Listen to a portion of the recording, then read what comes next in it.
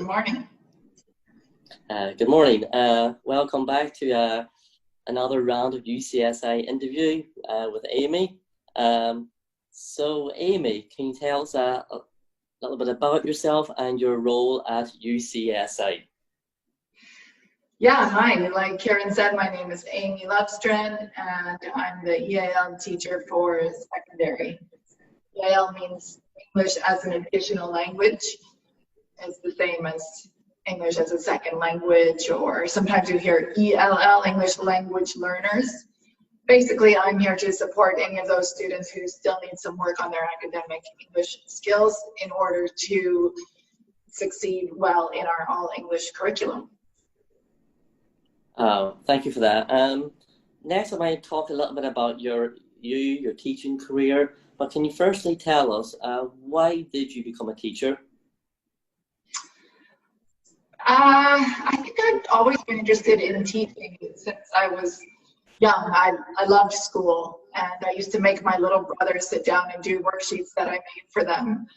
I didn't study teaching in my undergraduate degree because I was a little nervous about being in front of a class all day.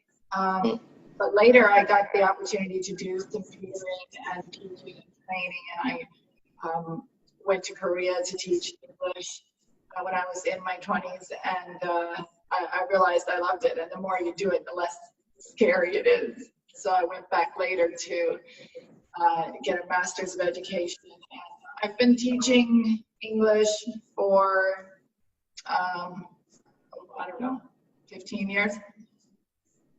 Okay, that's great. And what countries have you taught in? Also, you just mentioned there you taught in Korea, obviously Malaysia. Any other countries? Yes, I was in Taiwan for about 10 years. I was in the Middle East for 3 years, in Kuwait and then Abu Dhabi.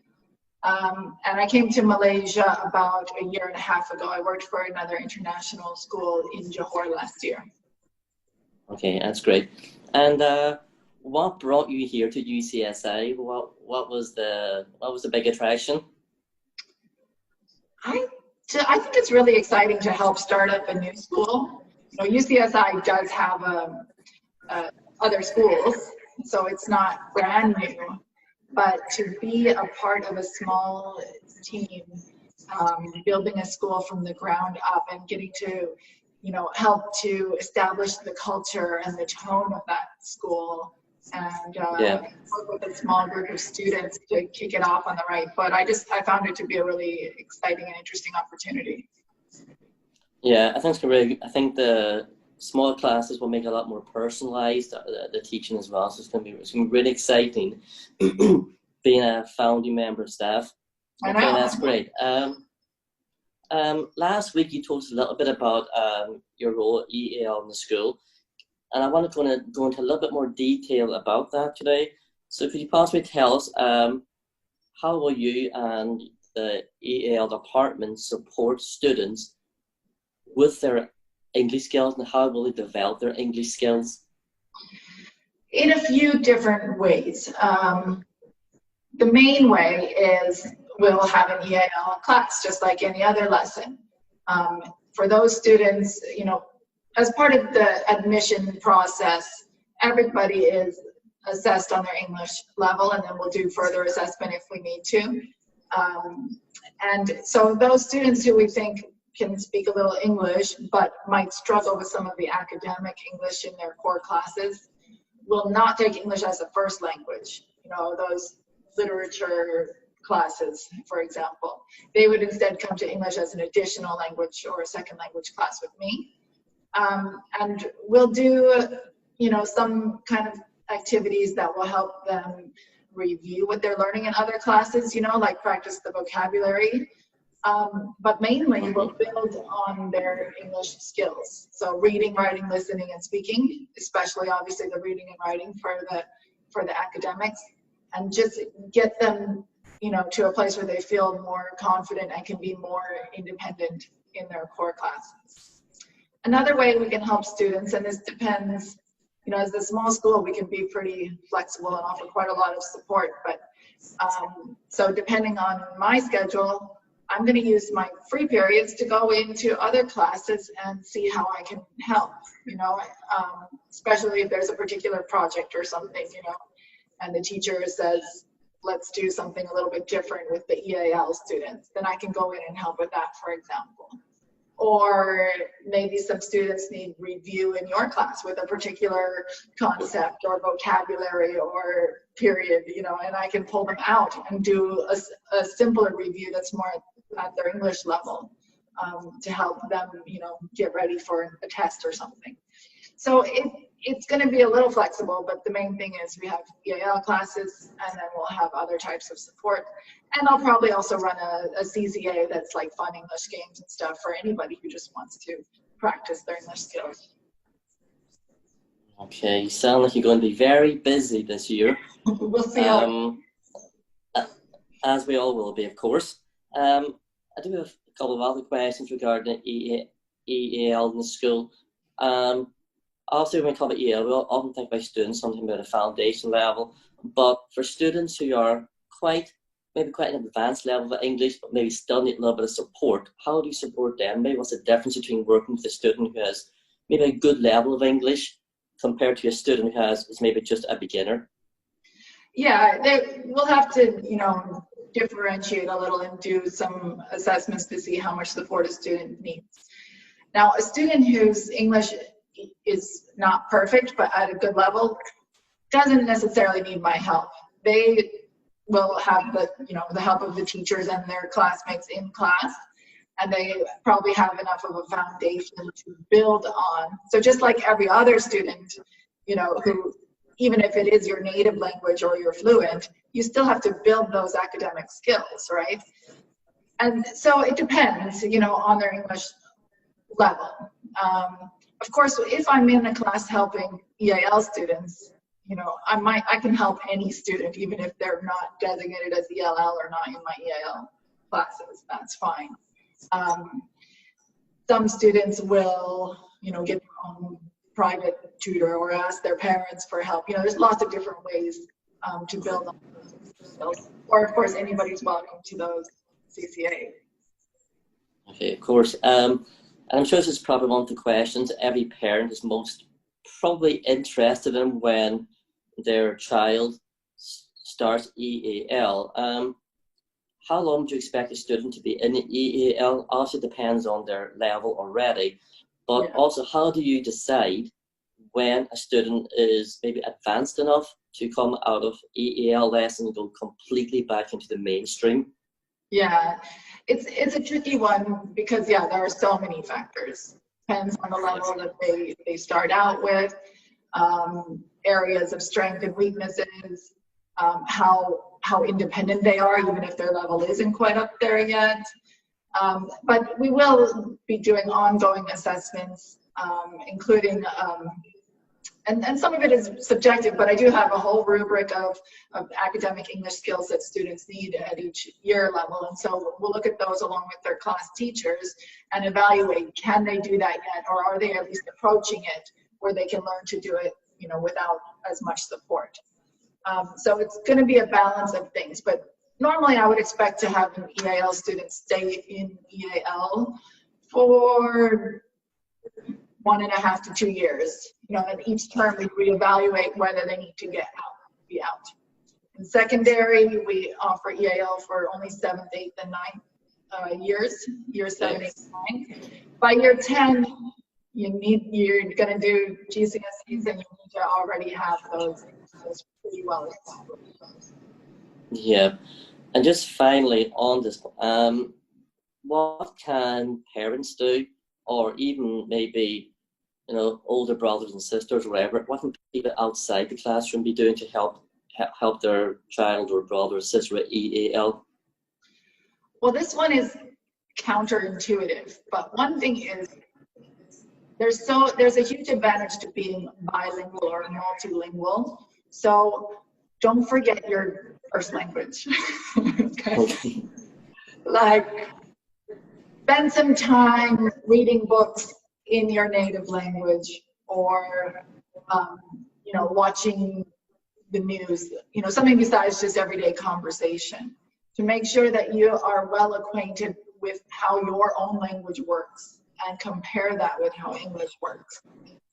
There's something in the brain, like your English will be better if you have a good understanding of your first language as well. The other thing, but you know, on the other hand, you need to practice both languages, right? So if you are a sibling, your English is a little better than your brother or sisters, challenge them to speak with you, you know, to review how their day was or what they learned in a particular class in English. And it might feel a little weird if you don't normally speak English to each other, but if you can make it not weird by making it a habit just to do that a little bit every day, that would help a lot. And obviously, like, reading is the number one thing that anybody can do to improve their English skills. Even if you're a native English speaker, like, you need to read those skills up. Yep. Yeah. When I was in places like Russia and so on as well, I also had no idea about the language. So I would often watch like maybe English movies, but with Russian subtitles, just to try words off and see. I don't know if that helps or not. I picked up some phrases. Does that help if they watch like movies with subtitles and maybe listen to music? Or does that help? Sure, yeah. The more exposure, the better. If you're finding it difficult to understand the spoken language, then like any YouTube video usually has those automatic captions, which aren't perfect, but it does help to read and listen at the same time. If you're feeling a little more confident, turn the volume all the way off and just read. Just practice reading at that pace. Okay, so I'm going to kind of follow on from that with our next question. So I'm a new student to your class. When I walk into your class, what kind of experience would I have in your class? You never know what to expect. I like to have a lot of variety. But I also really want it to be a warm and welcoming environment, so that, you know, you might not know exactly what activity we're doing, but you will know that, you know, you'll be supported, that we're going to learn something really useful. We usually start off with a warm-up that introduces the topic or reviews something that we just learned, and then get more into, you know, the concept or the skill that we want to practice that day. You won't see me standing up in front of the class talking away for very long. Obviously, sometimes the teacher needs to explain a concept or give instruction, but the majority of the time, you'll be doing the talking or the writing or the reading or the activity or whatever it is.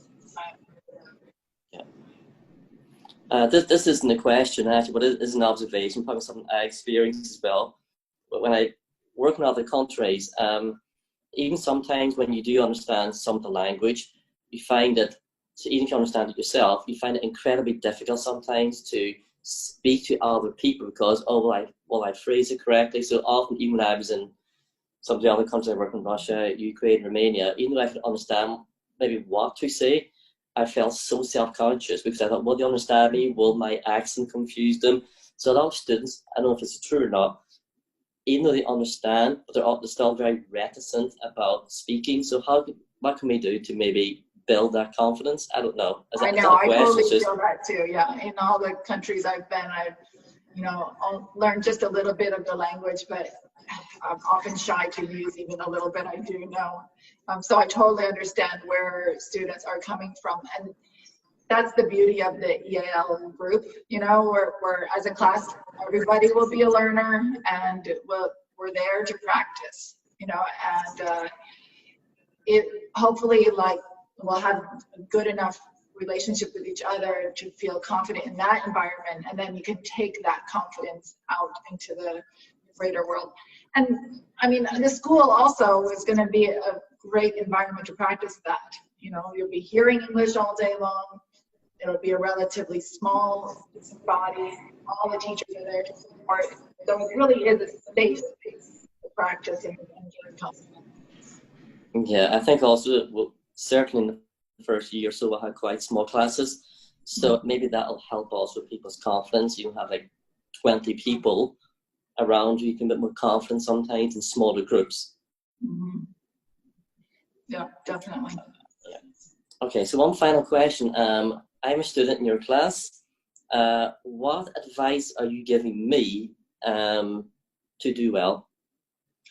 I mean, just in general? Yeah, it's the same things we already mentioned, you know, read, find something you like to read and read more and more, something that's, you know, not too easy, also not too difficult, something that you can enjoy and just kind of soak up the language and learn a little bit from.